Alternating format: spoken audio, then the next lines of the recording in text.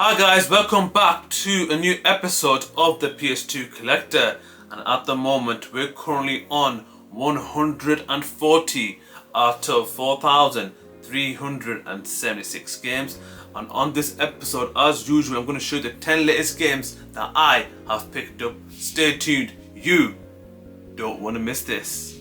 Starting off with game number 141 and 142, and those are SOCOM US Navy SEALs 1 and US Navy SEALs 2.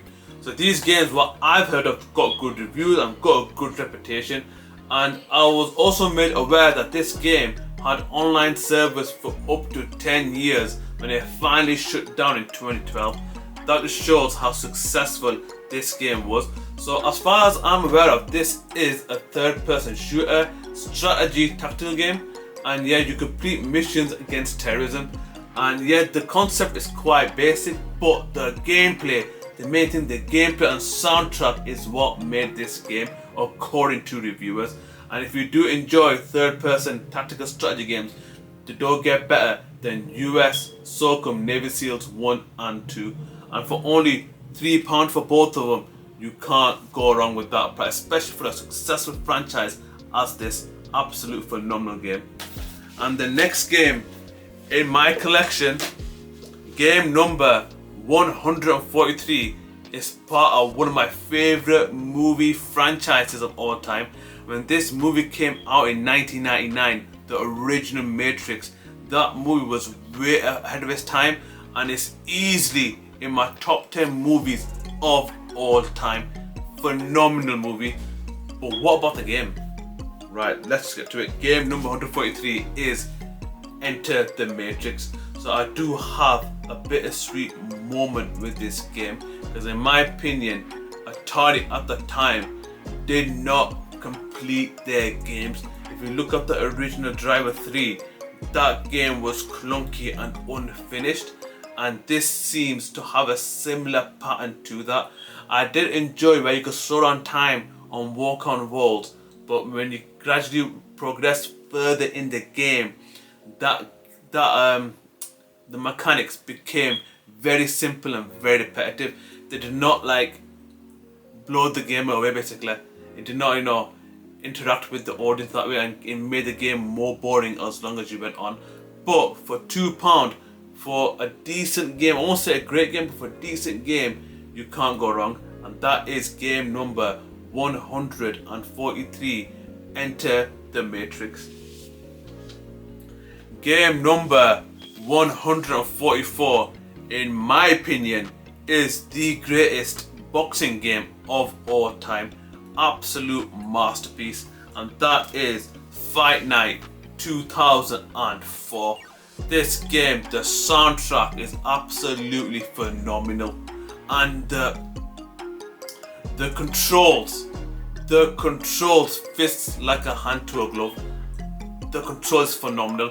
The analog controllers, where you can control the way you box the punches, the way you can throw the haymakers, and the timing of it, it was very technical.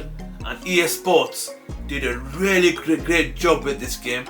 And the career mode, wow, the career mode, the story, how you develop across your career is phenomenal, where you can win your titles, fight the biggest fights, and then when you gradually get older, the game does get difficult. But that's the thing, the way they added the realism in this game does not get talked about enough. And now that it's sad to see that boxing games have disappeared, but I've heard recently that they're going to release Undisputed on the PS5, so I am looking forward to that. But in my opinion, this game is numero uno, number one when it comes to boxing games. Game number 144, Fight Night 2004, £1.50. Bargain, absolute bargain for a masterpiece. Brilliant game. Game number 145, as you know, with the PS2, there were loads of shovelware, and this is one of them. And for £1, I thought, why not? That is Casino Challenge, and as you know, it's a virtual casino where you can make your bets and play mini games. Not that let's just say it's not that appealing It's just, if you're into casino or gambling, this is the game for you. £1, you can't go wrong, and guess what? You won't lose any money, so it's a win-win for £1. And that, my friends, is game number 145. Game number 146 is a 3D fighting game, and on that, it's a very cheap fighting game, and that is Fighting Fury, a 3D fighter for £2 on the PS2. That's an absolute steal. But is it a good game? Is Fighting Fury a good game? That's the main question.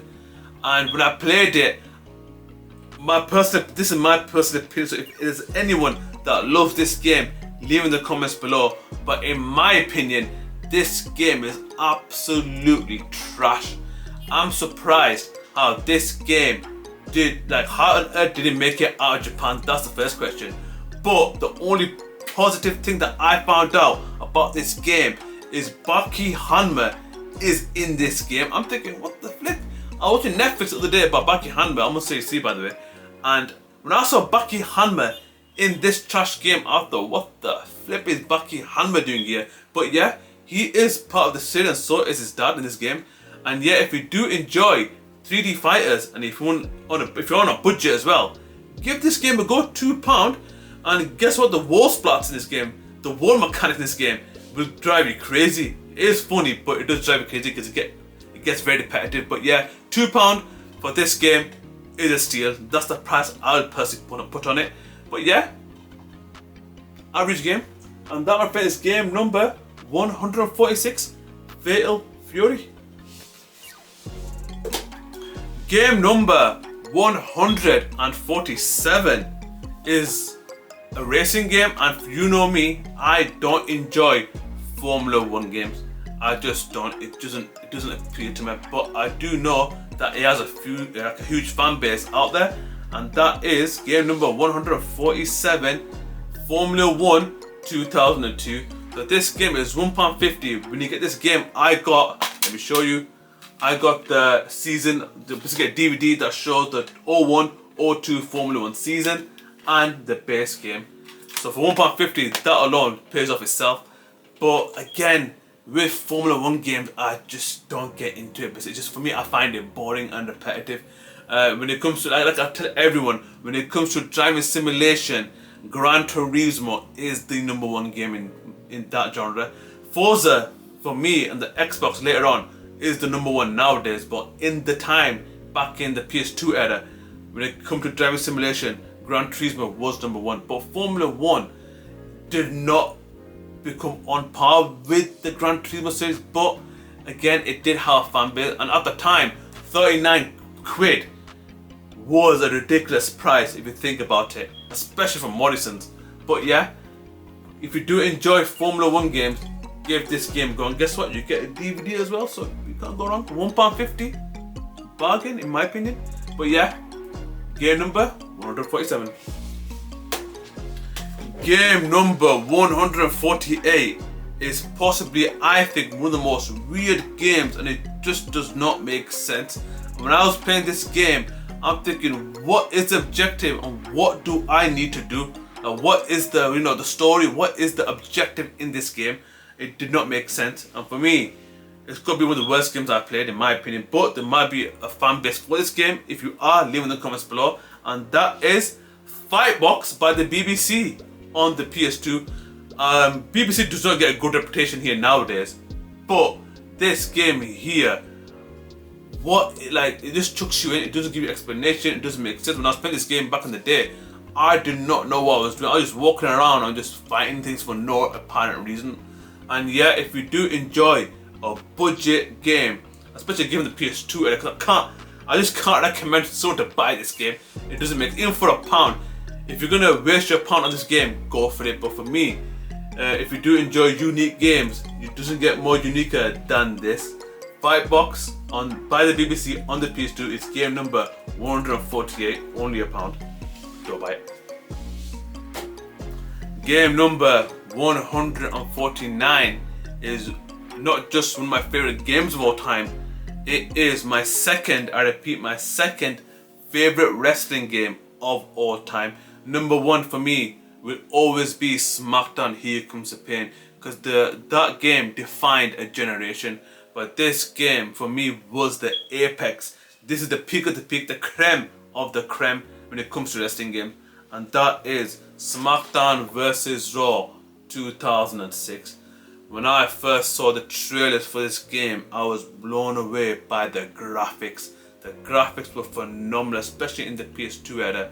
But what made this game are two things: the legendary soundtrack and general manager mode. Bloody hell, I spent hundreds and hundreds of hours on general manager mode, making my fantasy matches, and even negotiating contracts was fun in the game. Imagine that. Negotiating contracts is a fun aspect of this game, and you have to like manage wrestlers. Some wrestlers were unhappy with their position, and some wrestlers, wanted to trade. So yeah, it added realism into the game.